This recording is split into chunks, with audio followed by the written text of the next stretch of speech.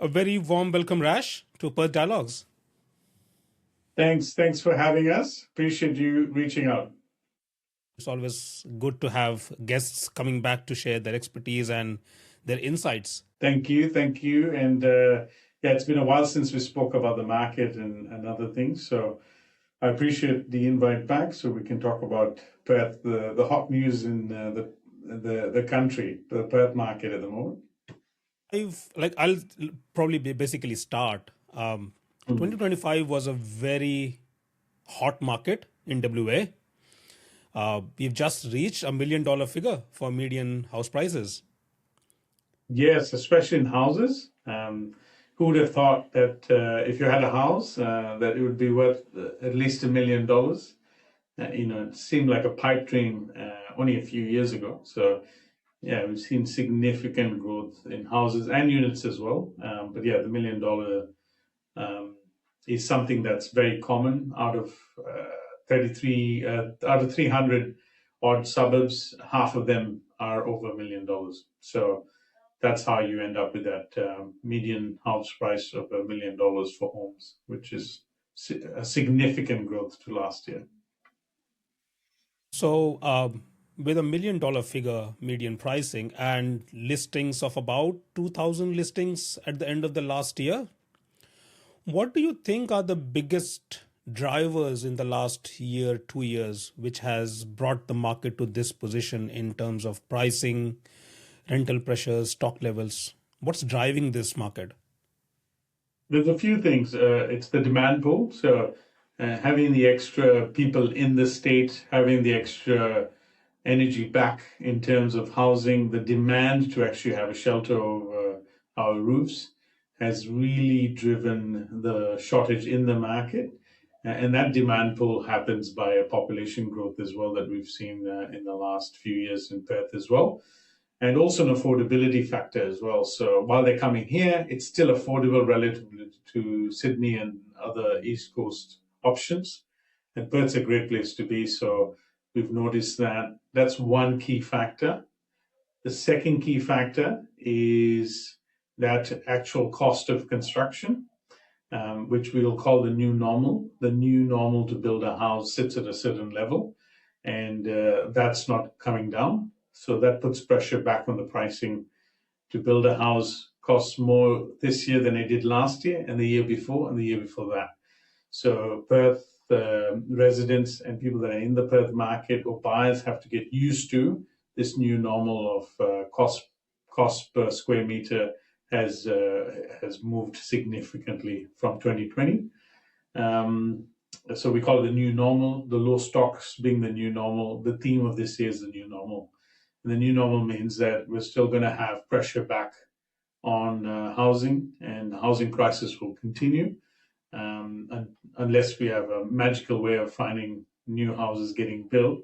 We'll still be under the same situation at the end of the year than we started this year.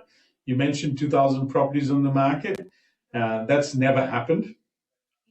It's never happened in Perth. So we talk about the natural flow, which is 2,500 properties, is what has been estimated by economists.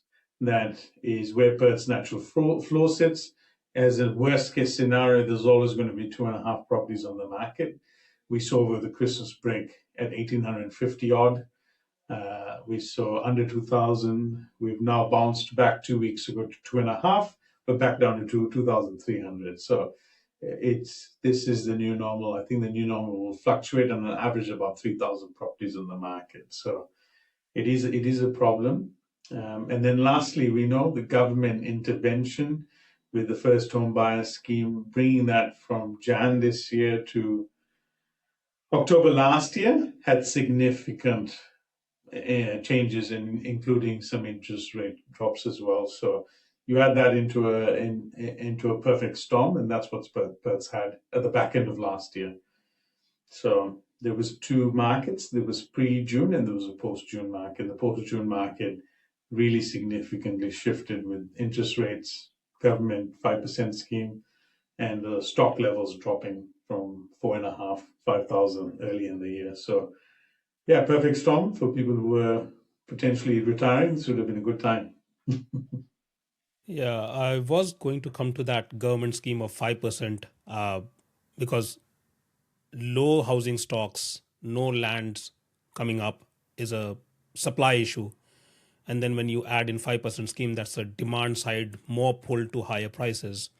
The government said it will help the first home buyers. Is it actually helping them, or is it actually pushing the prices higher and even out of reach of the first home buyers?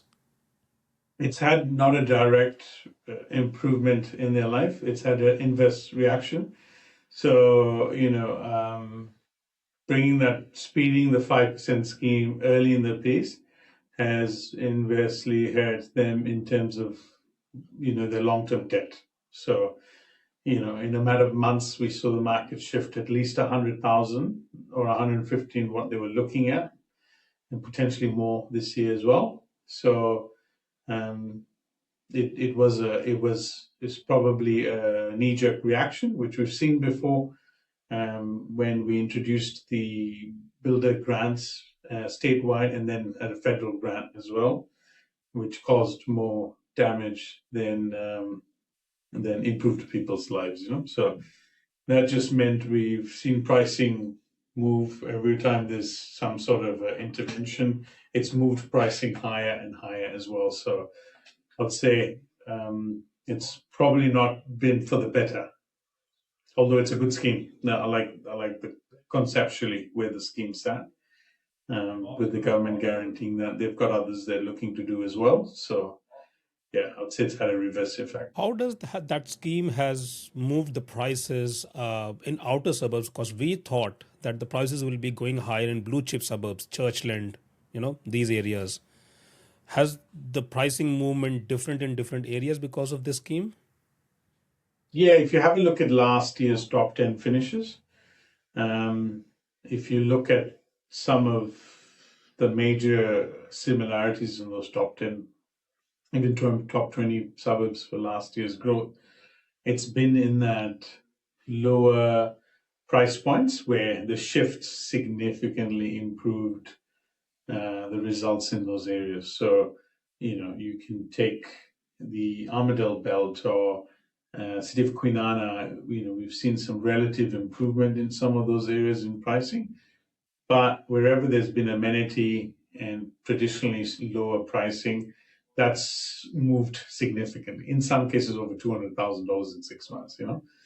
Which we've seen in a lot of these suburbs, or at least 150, depending on where they were.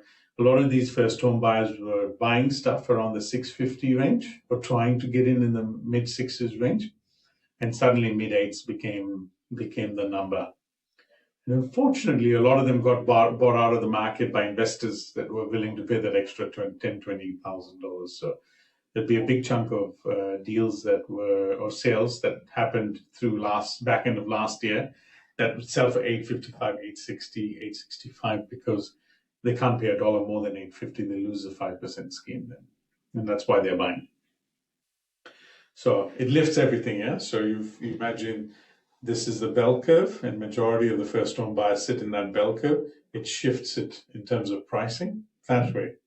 So it had a significant shift, and they were all in the mid sixes. Now suddenly they all have to pay mid eights for relatively the same product 6 months later. So it had, I think it's done worse than it's made things better.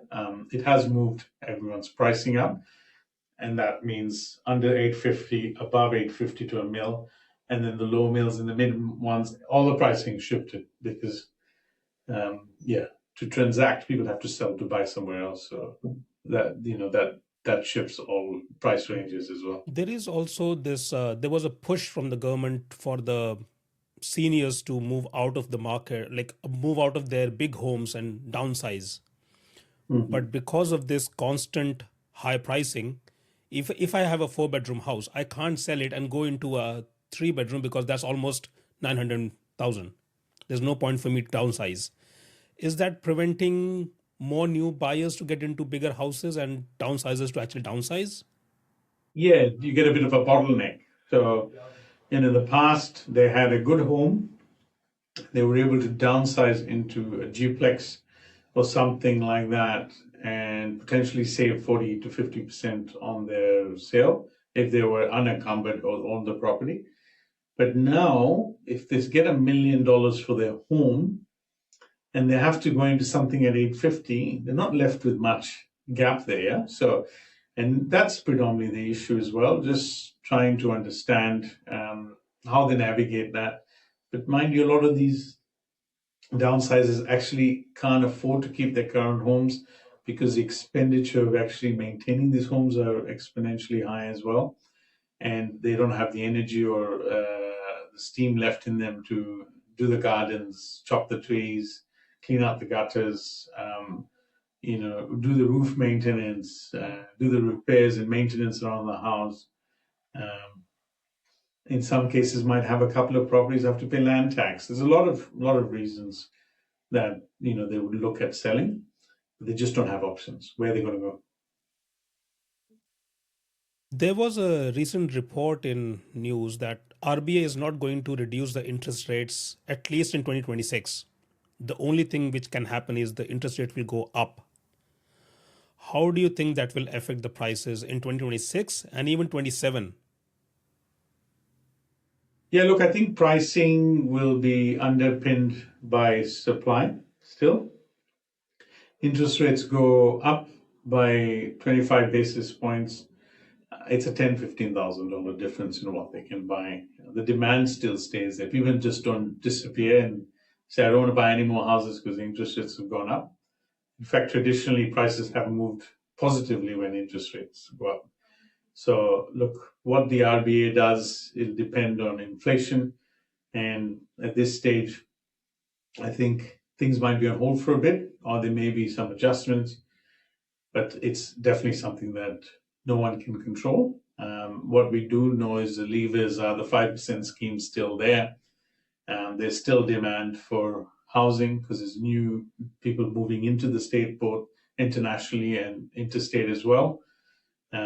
The jobs and the mining sector seem to do well, and West Australia is still an affordable market compared to the rest of Australia. If you compare it to Adelaide, which is very similar to WA, Adelaide's pricing sits high, and Brisbane as well is relatively quite expensive as well.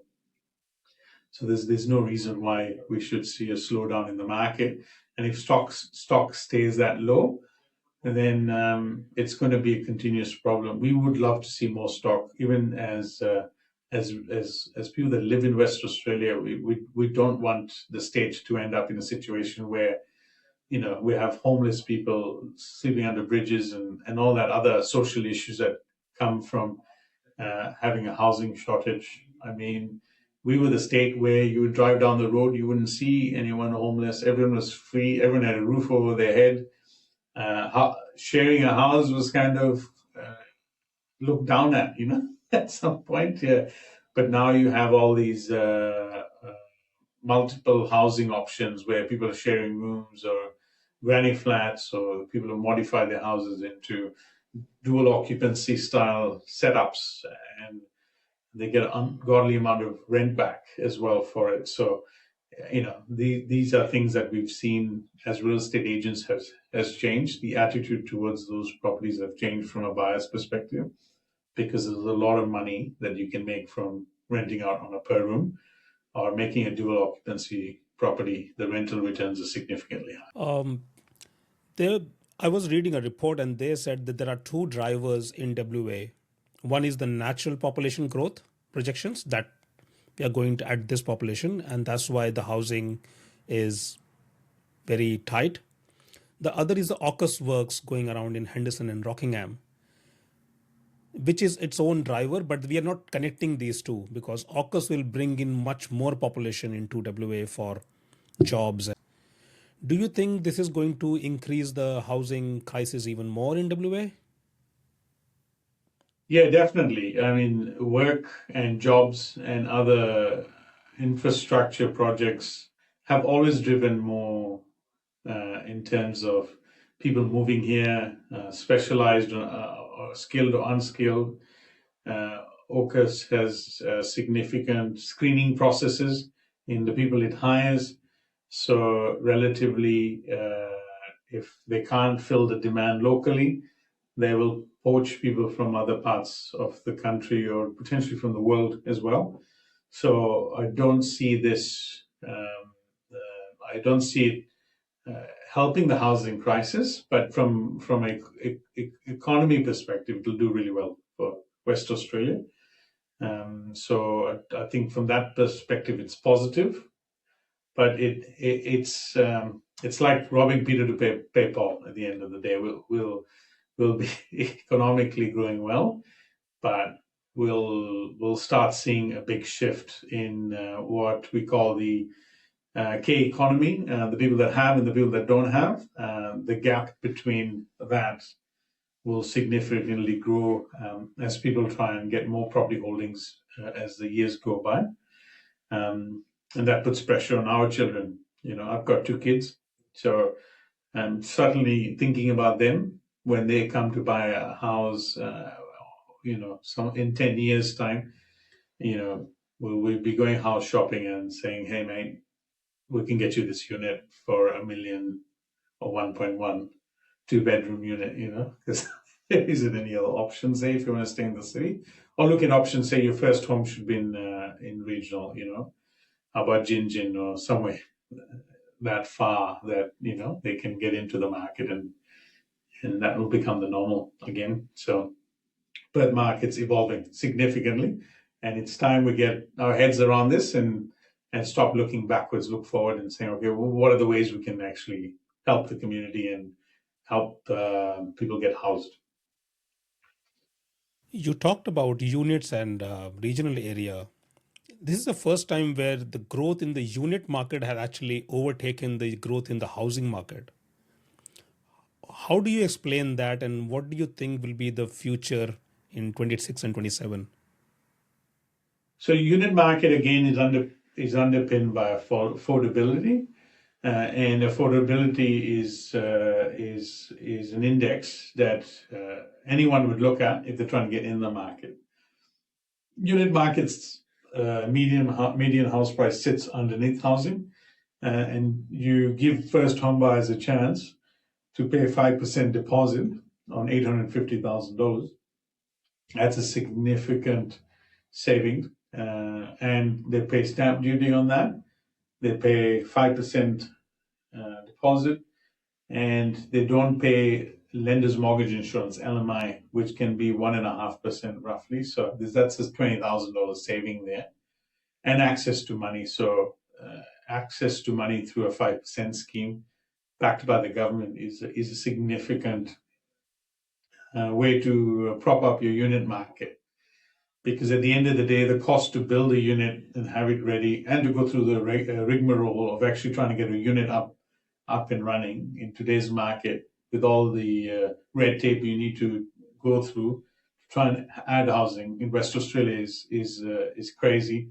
So the units were going to move anyway. The units were going to move with that 5% scheme, and we saw it. The number one market for units was a tad bit under 30% was Morley, and Morley is a very good example of 29.5% growth last year in the unit market, because the houses have become so expensive for you to get into Morley, and on a 3x3 if you're spending $850, it's like, yeah, that's just the price, and some of them are now 900,000 plus. We will soon be paying $1 million for units in Morley as well, in the coming couple of years. So it is what it is. It's the new normal. We have to sort of wrap our head around that and move forward and solve our own problems with good people around you. So I think some of the things people can do is really educate themselves on finance.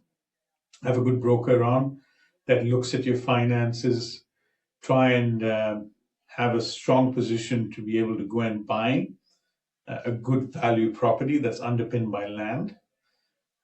So if you can get into a market with a little bit more land and a relatively okay house, you'll always do better long term. The land rates have significantly grown as well. So that would be my advice. Get prepared, have your mortgage, broker ready, have them ready, available on the phone to speak to agents, have your settlement agent ready, have whatever you need ready to go, and be prepared, because that's what buyers really need.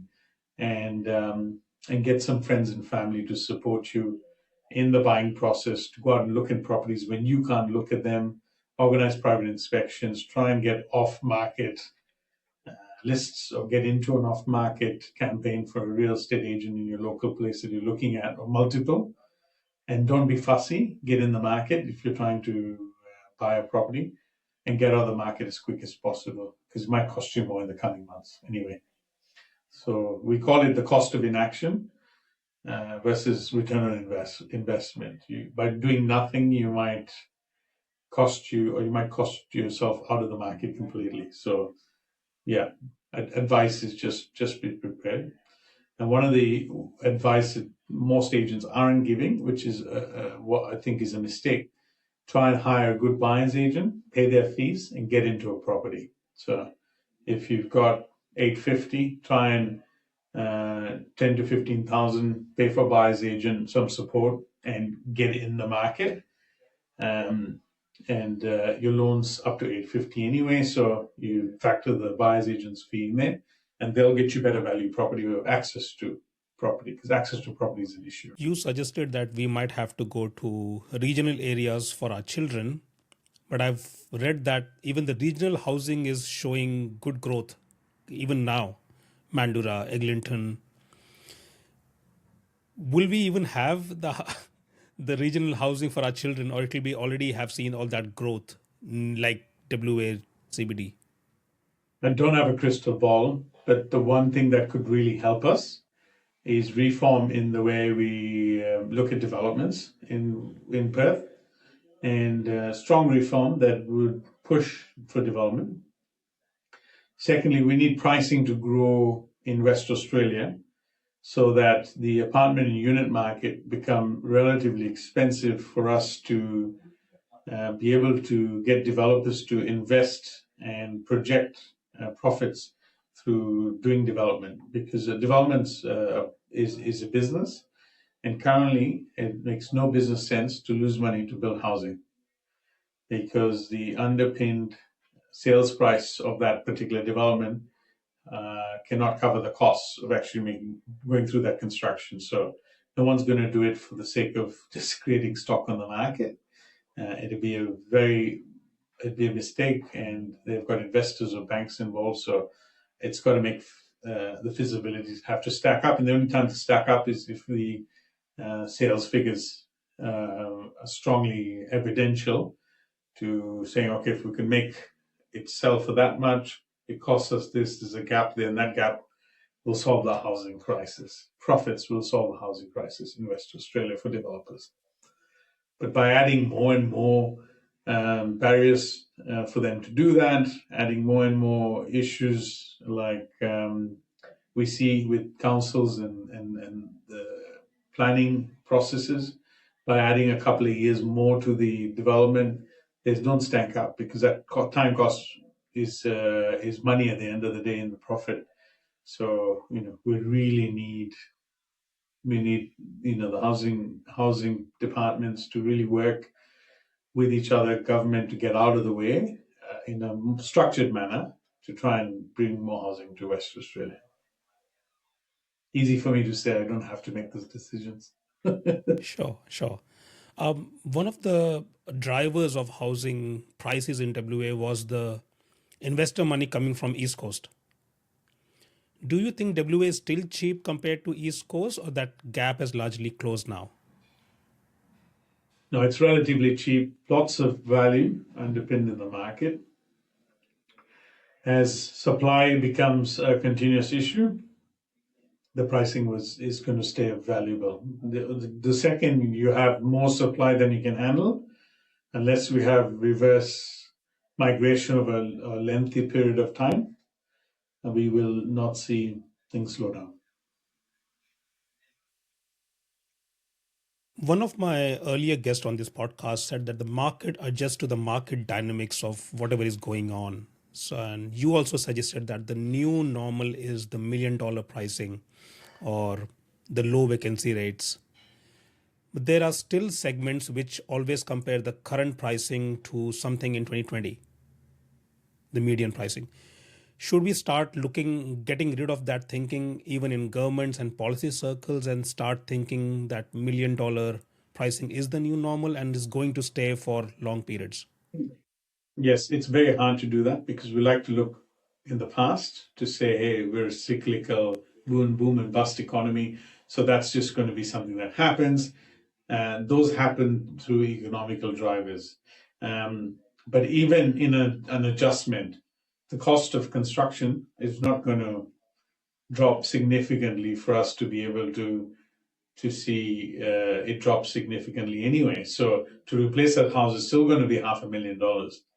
To buy a significant green title land is still now $500,000. So we'll still be underpinned to $1 million in a correction anyway. So I think we've got to wrap our heads around that. I've certainly seen the cost of land significantly change in the last, in the last year. So where a lot of the land was selling for about $1,100, $1,200 square meters, now at $1,500. It's just a standard now. It used to be $1,000 a square meter, went to 1,100, and now good areas are at $1,500 a square meter. You just can't buy it at $1,100 a square meter. So that's the problem. Is the cost of the land has gone up, and the construction to a point where that's the new normal now. If you add those two factors in, this is where the pricing and that pricing is underpinned on home and land packages now in $900 to $1 million for a home and land package. We used to do them at $750 only a year and a bit ago. So that's a big jump, couple of $100,000 like that, yeah, in about 14 months, 15 months. For someone listening to this and feeling locked out and discouraged, is it still realistic to buy in WA, or what does Yes, this 100%. realistic means? I think you have to not worry about the perfect home and start somewhere. So, Rome wasn't built in a day. And a lot of the times we'll be discouraged by our environment. So, I find this with buyers all the time. Their cousin or their family members bought something, or they know someone at work bought something for 500,000 2 years ago. They were going to buy it, but they went on a holiday. Something's happened where they've had a bad split up, that credit card debt. They're now ready, and everything's a lot more expensive than the last looked at, and that's the problem. You need to stop. You need to look at yourself, where you're going, not where you've been.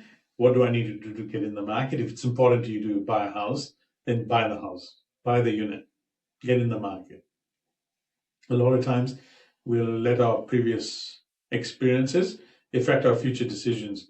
And we can't do that. As buyers, my advice to you is look forward, look at getting in the market, get out of the market as quick as possible, because the cost of inaction is significantly higher than trying to calculate return on investment and trying to buy the perfect property. It doesn't exist. Okay, so if I'm starting to scratch as a buyer, what are the first 3 concrete steps I need to take even before going to a home open? I would say first you meet your broker, or you meet a good broker there. A good broker will set a plan for you on how to have your savings right.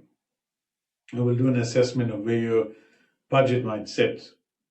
Once you have that, then you can reverse engineer that to locations and types of property that you're interested in. And the caveat is simple. If I can drive to work within 45 minutes and I can live in a house that I really like, then I have to weigh, is living in the right house versus taking a 45-minute drive one way to work more important to me. If it's not, then buy something that's less suitable for you but helps you in convenience. You can't have the convenience, the perfect flooring, the perfect, and that significantly will change your ability to buy something if you're trying to land the perfect deal. And my third advice is simple. Anything that's of value doesn't come for free. So pay for professional advice, pay for professional support. If it means getting a buyer's agent involved to help you with the transaction, do it. Do it, because it's the only way you're going to have you earning income Monday to Friday while someone's trying to solve this problem along the way, and will have access to a lot more opportunities than you will on the market. So these are the three things I would really look at doing. If I was a buyer starting today, I would be doing those three. When searching for a property, do you see buyers getting emotionally attached to a property too early? And then what are the signs that I am getting attached? This is not a good value. Let's look somewhere else. Attachment's not a bad thing, provided you see value in it. Value is in the eye of the beholder. So if in this market where there's a housing crisis, being attached and buying something, getting out of the market is more beneficial than trying to be pragmatic in not purchasing something or trying to get the perfect house. So, in my opinion, if you like it, try harder to get it, because then you found something that you really wanted. Yeah. And emotions aren't bad. If emotion buys your house in the market where there's a housing shortage, you've solved the problem. It's costing you less as the months come up ahead this year, and you will make some money out of a return on your purchase. So, considering that, what is the strong offer in WL looks like in terms of pricing, conditions of offer, settlement periods, deposits, pre-approval? I think one of the big things for West Australia is you can do a subject to finance contract. You're not in we're not a heavy auction market. If you're in an auction market in West Australia, you would have other complexities. Yeah. Although you're competing in an auction transparent method, you're actually competing even harder to get in. So I think the conditions in which we write our contracts, we give the option of building and pest inspection. These are a perfect system to get you in the market. In other places, you would be competing against 100 people on a floor trying to understand auction strategies, and when do I jump in with bidding here? How do I do that? We're not at that place yet. Although the way people are buying is evolving significantly with tech, it's still the best place to be buying. So you mentioned these professionals. Do you see people cutting corners on them, building inspections, strata reports, and how does it comes to bite back later on? You mean the advisors or the buyer's agents? The advisors, like the buyer's agent, inspection, strata reports, anything. Look, I would do due diligence on your broker the same way I would do due diligence on the buyer's agent. It's no different. So, not all brokers are the same. Not all real estate agents are the same. Not all buyer's agents are the same. Not all building inspectors are the same either. So, that selection process, really, you need some due diligence in there. Get really good at asking good quality questions to select the broker that you're going to use, to select the building inspector you're going to. That's the stuff you can really work on, to select the right buyer's agent. If you're not sure what to do, then you've got AI, ChatGPT and Claude, and you can say, this is my scenario, this is what I'm trying to do. What are the 10 questions I should be asking my broker, the building inspector, and the buyer's agent, and have that, as a way to do an assessment. So an assessment's important. Like, you need to be working with the best in the business. The only way to do that is to actually do some due diligence, find out.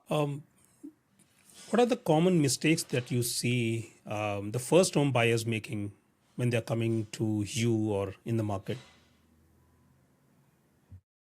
Just spending too long trying to find the perfect home. I think in this market, you don't have the luxury. So, if it ticks 6 out of 10 boxes, make a move. Yeah. Secondly, just being uneducated about the process. There's so much education there. Have a settlement agent in place, someone who's willing to do a quick review on a contract uh, so that you can give them the business at time of purchasing. There's a lot of settlement agents do free contract reviews. I would highly recommend that for first home buyers. You don't know what you don't know until you're in a situation. So understanding the conditions on the contract is very important. So yeah, if you need any help with selecting a settlement agent or a property lawyer, then again, this one of the questions would be, do you do free contract reviews? And what's your turnaround for the contract review? If it's any more than a day, then they're probably not a good fit for you because you might need to act quickly. The other question I would ask is, can you do the contract reviews over the weekend? Because you are looking at property on the weekend, you're writing offers. By the time Monday comes around, it might be too late. So these are some of the things that will help you speed your decision making. And if you're not a decisive person and you overanalyze everything, then have a framework in which you can work in and say, okay, it ticks these, it's 6 out of 10, I'm going ahead with it, and forget the rest. As long as it's not something systemic like someone's died in it, or there's been there's major structural defects that you're aware of. As long as it's not those big red flags, go for it. While searching for a property or even a suburb, are there like any other tools except for just listing websites, real estate, domain? Are there other tools that people can use to search for houses or suburbs? Generally, everything's on the real estate pages. If it's not on realestate.com, doesn't mean it's not for sale. It might be on domain in Riva. Realestate.com has a cost. And sometimes a nugget for your listeners there is you might find a property on Riva and domain and other free websites that's not on realestate.com because the vendor or the agent and vendor or combined have decided not to invest in a realestate.com ad. So that's another thing I would look is I would filter between both and see what stock's there. You'll find there's a few other properties that are not. They potentially will get you a better pricing for buyers. So that's one thing I would do is look on those portals. We've started to see a lot of buyers buying from for sale by owners and things like that. So there's a lot of private sales or sellers are going on these portals as well. And sometimes you can get lucky. I've had a client just purchased a property at a very good price. It was sold by an owner, had no idea what it was worth. But these aren't permanent solutions. They're 1%ers, yeah, what I'm telling you here. And again, like I sound like a broken record. Pay for some help, or at least get your family members. If you have a dad, an uncle, or a grandparent that's not as retired, put them on the job and say, "Look, I really need help. Yeah, you need resources," and let them or your parents help you in finding those properties. Be nice. Be nice to the agents. Befriend them. Try and get on their off-market list. If you don't get a property and it's frustrating, move on to the next one. Don't leave a mess from where you've left to go to the next one, because then you've alienated the agent. The agent's job is to get the best price, and even if it sits above 850, that's his job. They're paid by the seller, and they're not paid by you. They're paid by the seller. So just keep that in mind. Their legal right, their fiduciary right is to the seller to get as much money off the market as possible. And this is what I was going to ask you is how do I find off market or pre-market opportunities that have not even come to the market, even for high-rise apartments, because that's the new trend these days. Hmm. Yeah, look, agents are a good resource. So saying, hey, I would love to get on your database. If you're too busy, I can talk to someone in the office. Can you add me on your database? Can you add us on your database? Can you add us on your SMS campaigns or get on that because you'll see more stock than you will online. So it'll help you navigate through understanding and doing market research because you're looking at a lot more. By looking, you'll be able to solve problems, but by just clicking on the refresh button on the website, it's not going to. It's only going to. It's only you're only going to see what everyone else is seeing. You want to see stuff people aren't seeing. So. Is there anything about the WA market that people in Perth still underestimate or don't talk about enough? Yes, I think it's the sheer demand that we've had in the last 5 years. One of the things that no one talks about is the consistent absorption of sales or absorption rate, or should I say, volume of sales that have happened in the market since our first lockdown in 2020. As we've been averaging 800 to 900 transactions a week, week in, week out, since for the last 5 years. It's not stopped. Absolutely not stopped. So 5+ years now, almost 6 years, we will come up to where we're averaging, close to 900 sales a week. Last week was just under 800, but the stock was so low at 2,300-ish. That's still 1 in 3 properties sold. It's a 33% absorption rate. This is something that, if you look at it, annualize it, that's a lot of transactions. That's around 50,000 transactions a year in, year out for 6 years. That's how much demand there is in this market. So keep that in mind. This is the highest we've seen that sort of demand for a long, lengthy period as well. It's really interesting to see. So Perth's matured a lot, like as a market. So that's something we need to wrap our heads around. Okay, towards closing, for someone looking to buy this year, what's the first thing you want to tell them to do this week? Start today. This is the first thing you do.